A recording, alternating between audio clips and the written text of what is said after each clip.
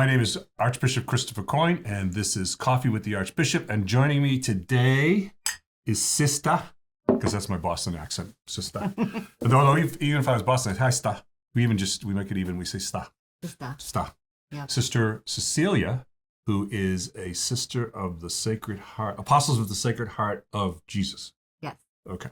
And Sister works with all of our retired priests, both here in the Archbishop Coyne Center and also in and about. She puts a lot of mileage on her car trying to track down guys who have disappeared sometimes on us. We're trying to find them. Sometimes.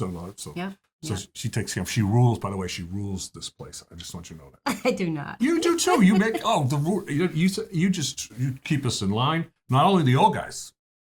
But, if you're sick, make sure you don't pass infection. And yes, I was coughing in the hallway about a month and a half ago, and she said, "You should be at home." I said, "Right."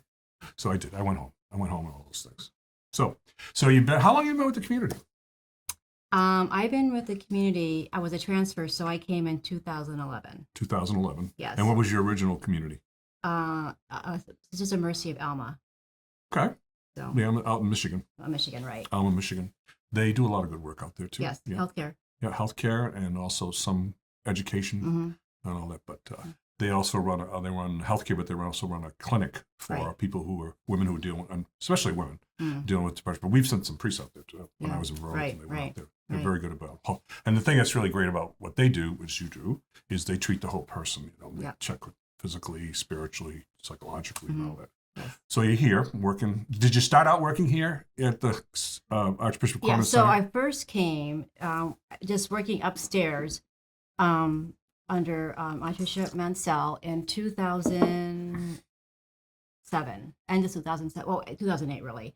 And I was here for 3.5 years. And I mostly was in the building, running the residence, except I'd been getting a call from Archbishop Mansell. I want to be sent on a mission, which is basically like, for instance, like family calls, priest is living by himself, unsafe, and then I would. So it was like Mission Impossible. Did you get a release with a tape recorder and it said, "This is your mission"? Yeah, it will disappear like within one minute. So so I'd be sent out, and I have to be, talk with the priest, make them like good, relationship with the family, usually nieces. A lot of times priests don't even have family too, which if they're maybe only child or they're, if they're sibs and grew up in Connecticut or they're, whatever it might be. So, basically I kind of do what you would do for your parent. Yeah. Making sure they're safe, making sure they're getting good care, helping them get into facilities. And you do that real well. Now, here, this is where St. Thomas Seminary in Bloomfield, Connecticut, which is a large piece of land and large buildings and everything.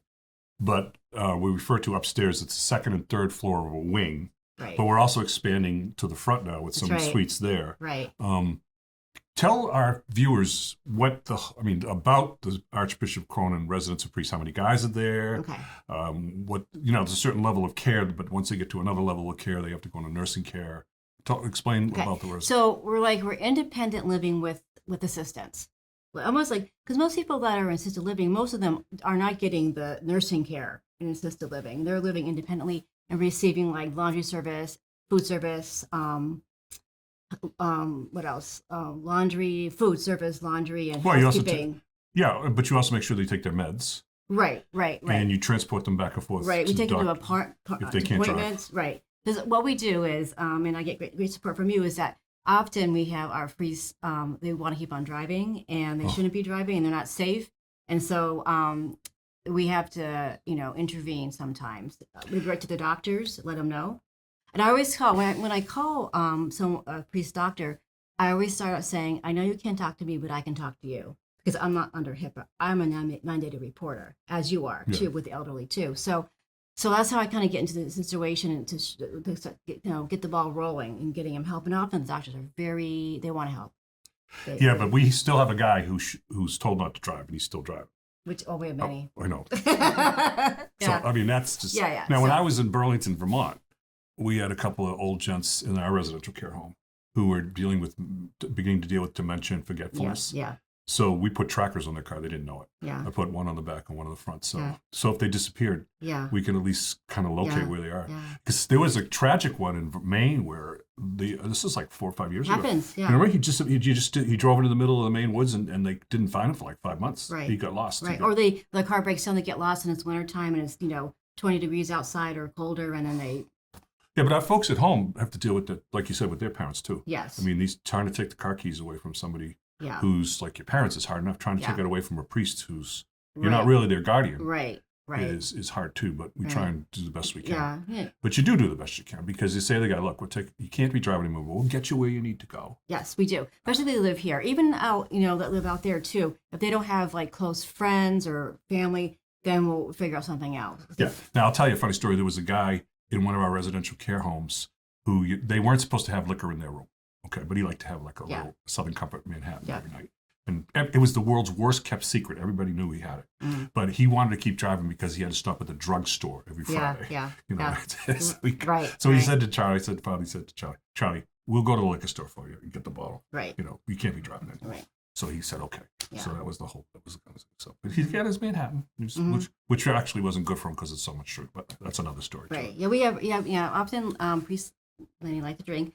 But the problem is that when they have their medications, especially if they're like medication for Parkinson's, they shouldn't be drinking. Yeah. And it's hard to convince them otherwise. Even, maybe they can have a little sip or something like that, but it interacts with the drug in not a good way. So. Yeah, and the thing that's great about this house is, and we're trying to get more and more priests as we can into it, is as they get older, so we can take care of them, is that it's 24/7.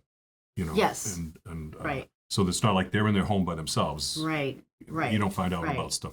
And the guys do a good job upstairs taking care of each other, like on the weekends, and I keep on asking them, like, if someone's sick, let me know, call me. Sometimes they just want to hide it, keep it under, but I always find out. I'm like their mother, I always find out somehow that something's happening, so. Yeah, now we just went in a new direction recently where we're allowing the motorized scooters. Yes, we used to, and then it stopped for a period of time, and now with you. Yeah, because we're trying to, the building's a huge building, and if you were living in your apartment, you wouldn't need a scooter, but in this building you do. So, but we also make sure that they have a doctor's note stating that too, so that, because we want them to keep as active as possible, to keep as healthy as possible, for as long as possible. Yeah. Now, when you go out, one of the hardest things, though, is when you have to go to, someone's house, and you have to kind of knock on the door and say, hey, I'm here to check on you. Right. And some of the guys don't want you to even come in. That's right.